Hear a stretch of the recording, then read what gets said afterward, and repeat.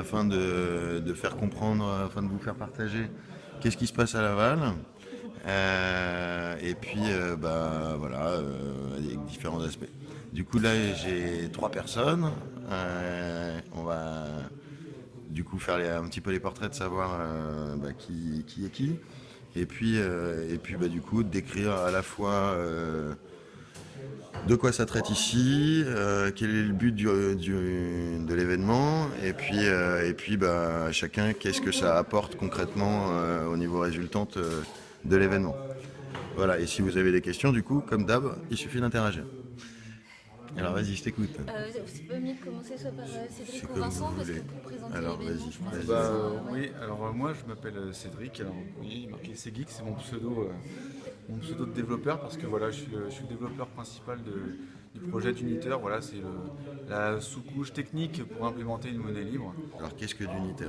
Qu'est-ce que d'Uniter? Voilà, vous connaissez le Bitcoin, voilà, et moi je fais d'Uniter. Voilà, c'est un peu comme ça. Alors le Bitcoin, tu es en train de dire que c'est d'Uniter, ça veut dire que c'est une monnaie? Non, d'Uniter, voilà, ouais, c'est un logiciel qui permet de créer des monnaies, Voilà. des monnaies libres. Ok. Pas n'importe quoi, des monnaies libres. Voilà. Ok, donc c'est une plateforme de relais de monnaie libre.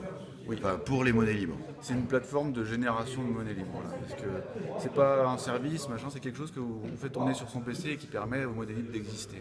Alors, contrairement à ce que je vois, alors il y a une différence entre les monnaies complémentaires et les monnaies libres.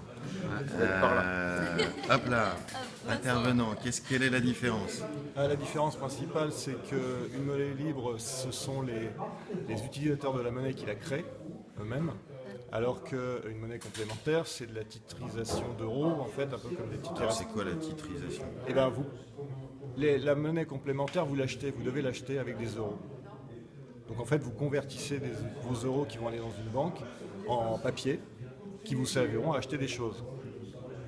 Des repas ou autre chose. Pour les tickets resto, c'est ça, on donne des euros, on a un ticket, avec ce ticket, on va acheter un repas. Et bien avec une monnaie complémentaire, on donne des euros qui retournent dans une banque. Le on ticket assèche. resto est une monnaie complémentaire. Oui, c'est ça. C'est le même principe. C'est-à-dire que vous asséchez un petit peu plus la masse monétaire en euros puisque vous la bloquez dans une banque parce que tous les euros qui auront servi à acheter cette monnaie complémentaire sont bloqués pour garantir cette monnaie. C'est-à-dire que si jamais... les monnaies complémentaires, elles travaillent avec la nef. Peu importe, il y a assèchement en euros.